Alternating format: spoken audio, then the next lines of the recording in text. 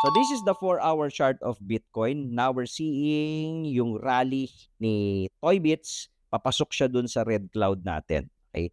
Naiwan yung red cloud nung bumaba ng todo yung presyo. Now we're rallying.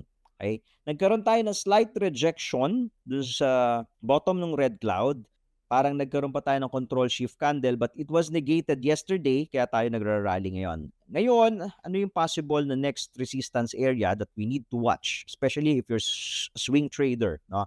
Itong 93,800 area, which is the previous support, will be turned into resistance. So, naging resistance na po siya before, so magiging resistance ulit siya ngayon. This is the 4-hour chart, ha? So, in the next 4 hours, mga 4-hour candles, no? Bitcoin needs to take this out. If not, we get rejected. Possible pala tayo mag-form ng wala nakita to. Inverted head and shoulders. Kung mare-reject tayo dyan, ha, bubuelo ka ulit and then inverted head and shoulders. If we break this inverted head and shoulders, ang next key level to watch na is 99,500 plus minus, sarado mo na hanggang 100K psychological number. Ito po, may dalawa siyang confluence na resistance. Okay?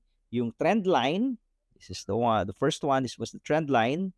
Okay, and the second one is the SR flip area ulit sa 4 hours. Support, broken, magiging resistance. Ito, dalawa to, medyo matibay ito.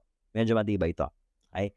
So, ano yung play na aabangan? Okay, kung mare-reject tayo dito sa 93.8 level at magpo-pullback tayo, there's a probability na inverted head and shoulders. Inverted head and shoulders is a bullish pattern. Again, if it breaks, no? If it breaks. So, kung bumuelo, abangan yung basag. Kung bumasag, ang next na ito, 99. So, medyo malayo yan, ha? From 93 to 99. Kung nagsuswing ka, medyo maganda-ganda na yan. Diba? Not bad na yan. Ilang percent yan? 93 to 99, that's 5%. Sa spot lang. Kahit nasa spot ka, pwede na yan, 5%. Diba? Hindi nakikitain sa bangko yan. Mag-aantay ka lang ng mga ilang araw. Siyempre, bago ma-reach yan. Alright? So again, watch out for these key levels. Failure for Bitcoin to break yung mga key levels na yan would mean, okay, on a weekly, pag tinitignan ko kasi yung weekly, no, which is sa Monday magko-close, would mean na possible magko-consolidate lang talaga tayo kay Bitcoin. Remember yesterday, meron tayong chart ng possible consolidation sa weekly chart natin.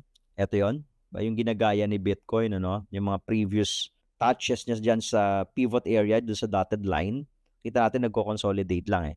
So if Bitcoin will not break the 93 and the 99K level, dribble lang tayo dito. We're not expecting na yung massive dump na agad. So most likely, few weeks or months, magdi-dribble tayo dito. So ito, market naman to ng mga swing traders kasi ang lapad niyan. Biruin mo, ang area mo na pwedeng i-swing dyan is this, sa 900. No? Let's say, depende kung saan siya mauuntog. Let's say, sagad natin, let's say 99.